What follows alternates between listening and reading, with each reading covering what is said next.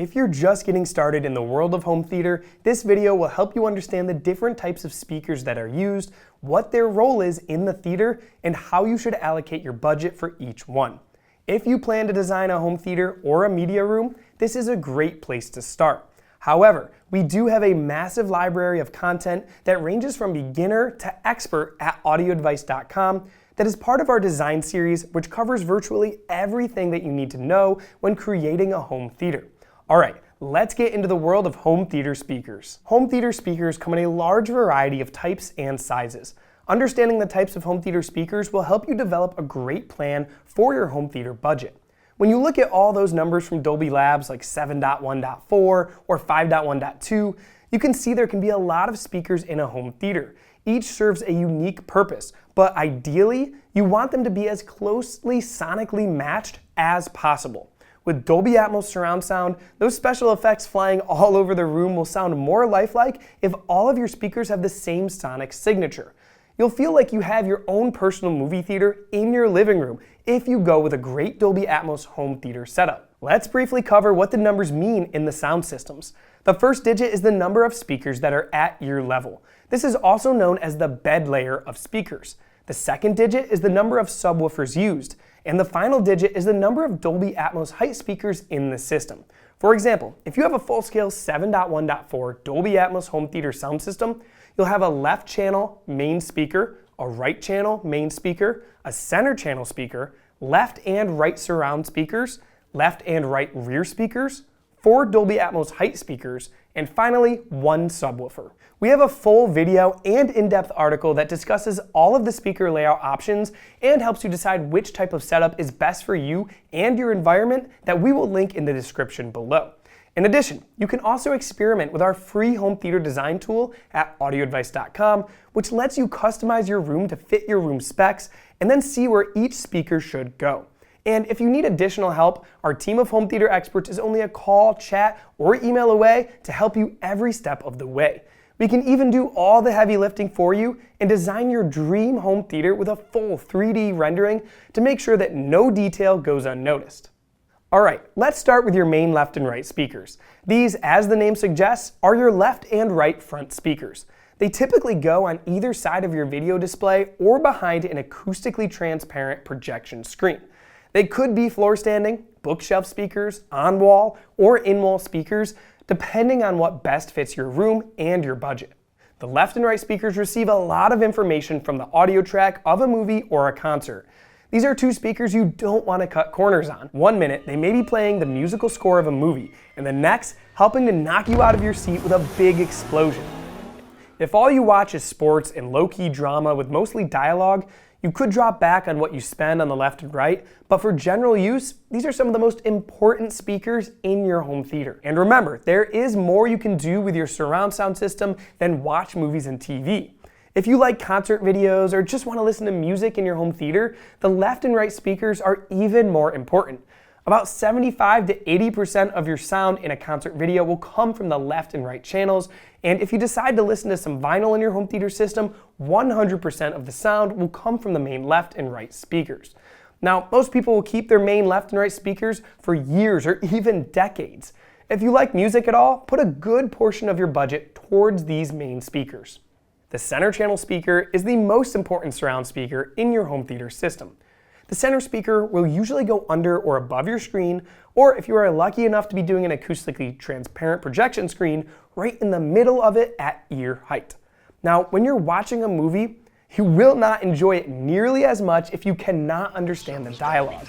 Almost all of the spoken voice in a movie will be in the center channel track. Many center channel speakers will be long and skinny to fit under a screen, but there are also on-wall and in-wall center channels that can also do a great job. Ideally, the center channel should be identical to your left and right speakers. When voices or soundtracks pan across the front, this makes everything totally seamless. Producers will also mix the same content across all 3 front channels, and if they are the same, the effect is just great. And if you aren't able to have the same exact center speaker as your main left and right, make sure you at least have the same brand, and if possible, they should be in the same series within that brand. Now, most good speaker manufacturers will design their center channel speakers to match up really well with their floor standing or their bookshelf models in that same series. The better brands even have the same speaker components, so you get a sound that is almost identical to your left and right channels if you stick within the same series. If you choose two models within the same series, always go with the bigger one if possible, as the center channel is just so important. Take our advice and do not scrimp on your center channel, but the good news is you only need one. In a home theater, you will have at least two left and right surrounds on the sides, and if your budget and room allow, another pair for the rear surround track. Just like the left and right main speakers, these can be floor standing, bookshelf, on-wall, or in-wall speakers. The positioning and design of these speakers has drastically changed with the onset of Dolby Atmos. Now, before Dolby Atmos and its object-based surround, the surround speakers were made to help give you that sense of space. Many models had speaker components on each side or on an angle, sending the sound to both the front and back of the room if they were used for side surround speakers, or to the sides if positioned as rear surround speakers.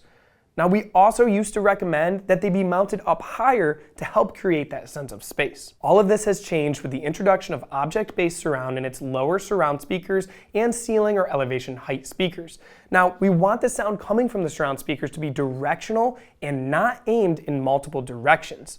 We also want them to be closer to ear level since we now have dedicated Atmos height speakers. It also used to be that producers were not sending a lot of big sound effects and full range information to the surround channels.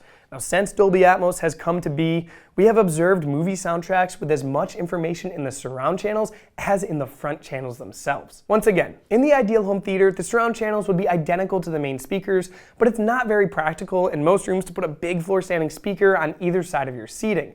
If you do have enough room though, then definitely go for it. Now, we will normally see an on-wall or in-wall speaker used for the surround channel speakers. Just like the center channel, you want to have the same brand and, if possible, within the same model series to keep these things matched up. And while the surround speakers are not as important as the main left and right, producers are increasing the content sent to these channels, so a great home theater can no longer get away with really small surround channel speakers. Atmos height speakers are key to the object-based surround sound in Dolby Atmos mixes.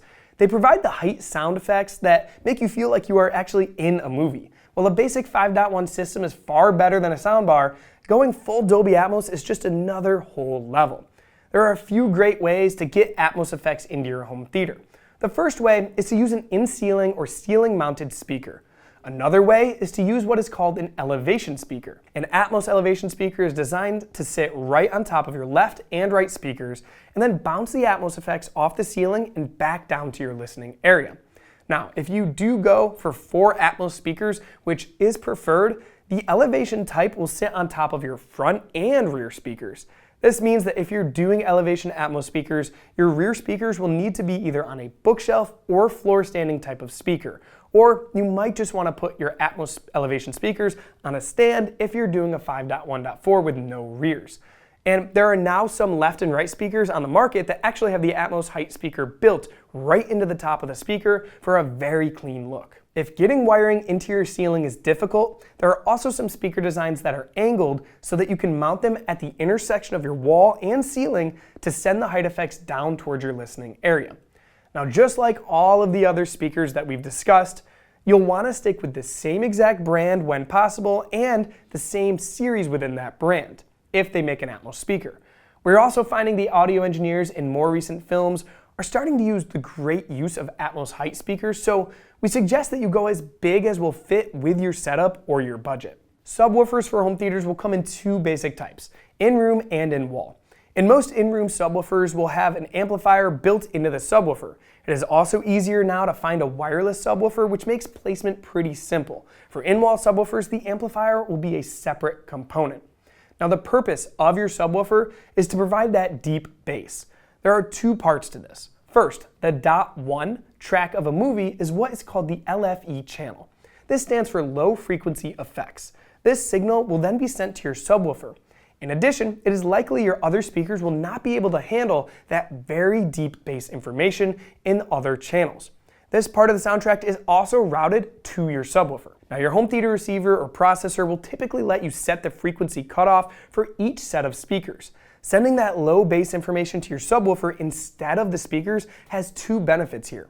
The subwoofer is specifically designed for low frequencies and will usually do a much better job at reproducing that deep bass. Plus, by removing the deep bass part of your track from your other speakers, they don't have to work as hard.